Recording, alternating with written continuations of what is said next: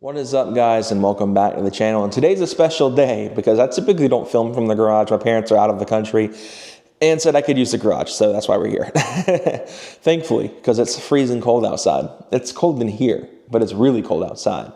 But today's a special day because when you guys are seeing this, I have celebrated 10 years on YouTube. And that is something that is just kind of wild to say because I didn't feel like, that I've been doing videos as long. It feels like just yesterday that I was just starting. And it's been a really long and fun journey with you guys. And I know a lot of people watching this, like, you barely have 2,000 subscribers. Was it worth it? Was it worth all the time you've invested? And I will still say yes. Even if there are channels out there that have hit this time frame and have 10 to 100 times the subscriber count that I have had so much fun over these 10 years. I started this channel when I was 15 years old. I'm 25 now. And you guys watch me go from a high school kid to a person in their career about to get married and, be the most adulty adult you could ever be. And that is a very interesting concept. You guys have watched me grow from a young kid. So this video is going to be kind of reminiscing on the past, the origins of the channel, as well as what's to come forward. And I think that's going to be a very fun thing to explore, especially in the future, because I've got a lot of cool things planned, not only in life, but with this channel. We'll talk about a lot of stuff in this video. This video is probably be fairly lengthy, but I think it's important to reminisce on your past so you know where you're going in the future. So let's start right away. I want to reminisce a little bit on this channel's beginnings. I started this channel on December 5th, 2014, 10 years to the day of this video. And the main part of this channel was created to be kind of a small secret project under the nose of my parents. My parents didn't want me and my younger brother, who wanted to do content creation from that age, to do videos because they were afraid of the internet and how harsh people are on the internet and how people are, especially for someone like me. I'm on the autism spectrum, and especially back then, even now, as some people probably point out, I'm extremely sensitive to criticism. I've always never taken well to bullying. I've never taken well to aggression. It's just something I've never taken well to. And so my parents were especially concerned about me, but were concerned about both of us creating videos and, exposing ourselves to potentially an environment where we would get bullied and stuff like that on the internet. And, I think a lot of high profile, cases that I can't talk about on YouTube without getting demonetized happened around that time. This was, during the early days of the content creator explosion here on YouTube. People just really started, cranking out views and subscriber counts. Some of the biggest names in YouTube were beginning at the time. And so the channel was kind of a secret project. I did a couple of gaming videos, mostly on Pokemon, and I think a couple of videos like Mortal Kombat back from like the PS2 era, because that's what I easily had access to film secretly. And I did a video trying to make this compact laptop behave like a Mac, because I've always had this soft spot for Mac products. I still own a Mac, actually. And that video got me bullied quite a bit in school. That video kind of went a little nuts on the local level with my school. And I was bullied kind of good for that. But I'd always had a passion for it, and I was really excited because in 2015, my parents gave me the go-ahead. And that's when I started doing Pokemon videos full time. I started really wrenching out these Pokemon videos, and I would post, sometimes 3 or 4 times a day. Like, I was really trying to crank videos out left and right to try to grow on this channel and, become this content creator. And of course, this has always been a passion project. This has never been me trying to chase down being the biggest content creator on the platform. Would it be cool to have 500,000 subscribers right now and, be able to quit my job and do this full time? Absolutely. But that's not how my story played out. And I'm totally fine with that. I'm happy where I'm at in life, as much as I'll talk about later, might not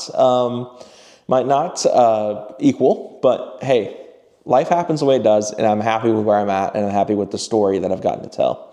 And I really focused a lot on, making videos on games that I enjoyed back then, which were Pokemon and Minecraft. And, I did a couple Call of Duty videos with my brother because, we were doing videos around the same time, and that was his focus, was Call of Duty. And so we did a lot of videos together back then. We did videos on Minecraft together. That was another really big one that me and my brother especially enjoyed playing together. And, we had a lot of fun with that. And some of the earlier videos that got, up to close to 1,000 views were during that era. And so that was really fun. And in 2016, a certain blue pickup truck would join the channel, and that would change my channel forever. That being my 2003 Sport Track that started the automotive side of this channel, is where I finally bowed out of making gaming videos. I went to a period where I was building both types of videos in kind of like a hybrid system, similar creators like Black Panther did, as that was kind of my inspiration at the time. I wanted to be very similar to him, so I focused really hard on trying to balance gaming videos and automotive content. Eventually, I found that the gaming videos were not getting views here and that it was just the automotive videos, so I bowed out entirely of making gaming videos, which would lead to eventually to the channel now known as Jordan Sim Racing, which is my gaming channel. I posted a video there in 2018. I think I privated it, actually. I don't think it's no, actually, I think it's still there. I think it's 2017. And that was kind of where I started making videos on all sorts of stuff, Pokemon, and of course, branched out into Gran Turismo, which is a game series I've had a lot of passion for over the years. And in fact, I did some of the earlier gaming videos on this channel here as well. And that channel fully has pretty much evolved into a sim racing channel. I actually just bowed out of Pokemon content on there 2 weeks ago. So that's done on there too. I'm just done making Pokemon videos, I guess. But 2016 brought a lot of stuff as well. A lot of connections were made during 2016 and 2017 especially. 2016, me and my friend Michael, aka Kendall Stone, started doing a lot of videos on this channel together. We did a lot of fun videos, lots of fun streams, especially going into 2017, where I started to bow out of gaming videos. We did a lot of fun stuff together, and those videos with him were some of the most fun and funniest days of my life, and I'm truly grateful for that connection. Me and him go back to 2012, and we had never really had a shared interest in video games. So once we really started making videos together, that helped not only grow our friendship, but just the amount of just fun that we had making videos together. And it brought a lot of inspiration for us both to pursue content creation. In fact, I kind of pushed him to make car videos, and he started doing it. And that's kind of what his channel became too. He stopped really posting gaming stuff, and he did really good with automotive content. In fact, he was probably one of the better content creators of his channel size when he stopped making videos. I still think he should come back to doing videos to this day. Michael, if you're watching this, just do it, man. Come on. I will help you in whatever way I can. 2017 brought a lot of connections as well. I met Kaysen during this time and a lot of the other frequent flyers on this channel. Kaysen, if you guys don't know, if you've watched videos from this year, has the Mark 6. I met him a long time ago, back in 2017. I've known him for 7 years. I met Hayden around the same time as well. And a lot of people probably are curious about him. He moved to Florida, and unfortunately, we just have not had time to see each other since. He moved away, sold his S2000. He's living a great life now, and I hope nothing but the best for him, and I hopefully can get to see him again soon. We met a lot of really cool people back in 2017, and that was kind of a big year of growth for me because I graduated high school. I was going through it. 2017 was probably the worst year of my life in honest reflection, but we bounced back and made things work. And 2018 was kind of, just there. I wouldn't really say that there was anything too major that happened in 2018 that was really worth talking about, and the same thing for 19 and going into 2020. 2021 though, 2020 did introduce me to my now fiance, soon to be wife. So I will say that was a big part of 2020. I don't want to gloss over that. 2021 though, was kind of the end for the Sport Track, and a lot of videos started winding down. It caught on fire in late 2021. And after many weeks of trying to fix it, I was able to take it to a shop, pay about as much as my parents paid for the truck, and was able to get it back on the road. And I eventually wound up trading it not too long after that because I just couldn't trust it. I was sick of the reliability issues I've been dealing with for years at that point, and I wanted to try something new and something that I always wanted to try, which led to this. And this has been a fun project for you guys to watch over the years. And this year was kind of the first time I really wanted to focus on quality over quantity. I'd always been trying to make good videos, but I'd focus more on trying to get more videos out and be consistent uploading. And that was when I finally decided to give up on the idea of doing this as a full-time career. I was like, you know what? It's never going to happen. I need to put my head in the game and just focus on making good videos, even if it means I'm not uploading quite as frequently. And that's where I'm at now. Especially since the middle of this year, I focused really hard on how I edit, how I color grade, how I do all these videos to try to make the best possible content for you guys. And I hope I've succeeded in that. The views have finally started to tick back up to where they were with the Sport Track. And I think that me pushing to make the best videos I can make did that. I'm really proud of myself for that. And I've invested a lot of money into this channel over the years. You guys are watching the biggest investment I've made with this channel, my DJI Osmo Pocket 3 that I adore. I love this camera, and it's been probably the best investment I've made for this YouTube channel in the 10 years I've been doing it. even if YouTube only pays me about $200 a year. So I have made a huge loss on this camera, but I love it, and I'm so happy with it. So that is my reflection on 10 years. Let's talk about the future. So I love you guys know going into 2025 especially, a lot of things are happening in my life. I'm getting married in next October, and we're trying to find a house before the middle of next year, which has been entirely nerve-wracking to the point I had a full-blown anxiety attack and was in the ER this week, which was a very scary experience for someone who's never had an anxiety attack or been in the ER. But it was definitely a unique experience. And that's actually what allowed me to film this video today, is that I was home because my job was like, you're not working today. But, you know, it's been a lot of growing I've had to do, and that is always a hard point for me. But at the same time, I'm excited for what the future holds. There's been a lot of great things that are going to happen, even with this channel, once all these changes make place. And, you know, hopefully that'll open the door to some new builds, whether it be a daily driver or a new toy, which is what I've been torn on.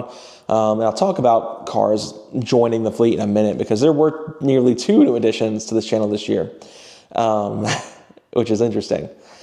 But at the end of the day, I think, you know, the main thing is just me focusing on doing better videos, keeping up with this, you know, push to build better quality. In fact, my plan is in 2025 to start uploading in 4K. I've had cameras that are capable of filming in it for years, but I've always focused more on watching videos in formats that I can actually edit in. And most of the videos that I film are in 4K, downscaled to 1440p, because that is what my monitor is. But now I have a 4K display, and I feel like now is the time anyway to go to 4K video production. So I'm going to start moving over to 4K video starting in 2025. The reason I'm doing that now is because I want to take some time and build new outros and new graphics and stuff to play in these videos during 2025 that will be more agreeable to the 4K resolution, instead of having like these upscaled, you know, 1080p graphics that look terrible, which was something that I dealt with a lot during 2020 and 2019 when I was trying to add like the shout out graphics, as I like to call them. And I really want to take my time and build some really nice stuff to put in videos going into 2025. I want to focus on doing videos with my friends. I want to do a feature film on both on Breyer's Golf R, and, you know, do a video, you know, talking about the Golf R in comparison to this, my GTI. And my cousin has an A3 TDI that we're going to be hopefully tuning pretty soon and doing a video on that as well. So I'm really excited to do that for you guys also. So yeah, there's one last thing before I let you guys go, and that is the 2 cars that nearly joined the fleet this year, because that was another thing that nearly happened. I kind of kept that in the background. I talked about one of them briefly. I believe I talked about one of the 2. I can't remember. But yeah, I almost bought 2 cars this year. They weren't going to be both together. It was going to be one or the other. The first car I looked at was a Mark V R32. Me and Kaysen sent an offer to one. I had Kaysen help me being my middleman, kind of negotiating for me, because that's not something I've done. And the guy would not budge on the price. I was willing to pay pretty close to asking, but I was not willing to pay asking for that car because I felt like it was priced too high.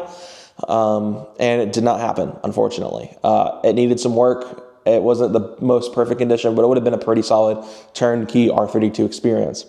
I've had a lot of passion for the VR6, and I really dove headfirst into that this year and wanted to have a VR6 of my own. And that was where that came from. That's also where the second car came from, because I was extremely close to buying this one, and it was a Corrado SLC. Pretty much a Mark III, but better. This car was a 2.8 car. It was a manual. It was everything that I'd been kind of looking for. The only issue was the sunroof was destroyed, and if you know anything about Corrados, dealing with sunroofs on Corrados is a disaster because they fail so easily and none of the parts are in circulation anymore. So you're kind of SOL when your sunroof fails in your Corrado. And that scared me away from buying it because I did not want to spend, you know, hours and hours and hours, especially during the rainy season here, trying to find a way to fix this sunroof and you not be able to enjoy this car entirely because it could keep getting flooded with water.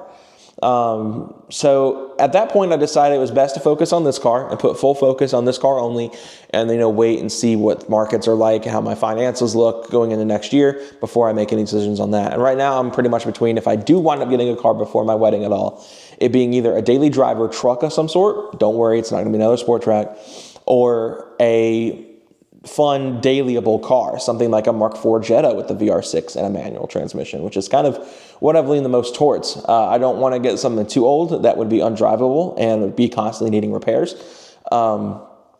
The other vehicle that I'm looking at is Titans, Nissan Titans. They've been always been one of my favorite trucks. And I know a lot of people who knew me in my personal life, especially when I was younger, knew I talked a lot of smack on Tundras and Tacomas and Titans and Frontiers because they weren't American trucks, and trucks are an American thing. But I've grown up past that.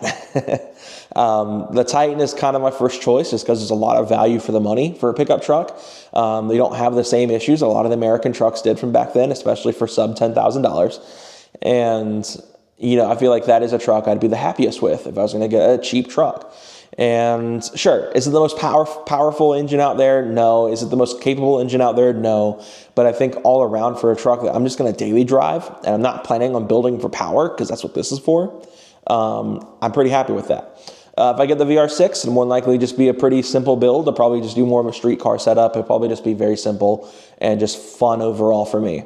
And that's really that. I'm not going to do, it'll be very similar to this car, but without the power. Because I feel like that having two cars at 400 plus horsepower, especially in front wheel drive formats, is just ridiculous. If that car were all wheel drive, I wouldn't care. But that's kind of where I'm at with that. Maybe that's something you'll see next year. Maybe it won't be. I don't know. We'll have to see how life plays out. But like I said, I want to end this off by just thanking you guys one more time for the crazy support over these last 10 years. I know a lot of people at this point in their time on YouTube are retiring or, you know, have quit long ago because of the view count, subscriber count, whatever you want to think of that would discourage me, that hasn't. And I look forward to going into the next 10 years with you guys and continuing to build more videos, continue to do more car stuff, continue to go to more events, continue to do more feature films, continue to be the best possible person I can be in life and here on YouTube for you guys. So I do appreciate you all, and I hope you guys enjoy what's to come in the future. Thank you guys, and I'll see you guys later. Have a great day. He used to call me DN. I stood for deadly nightshade, 'cause I was filled with poison.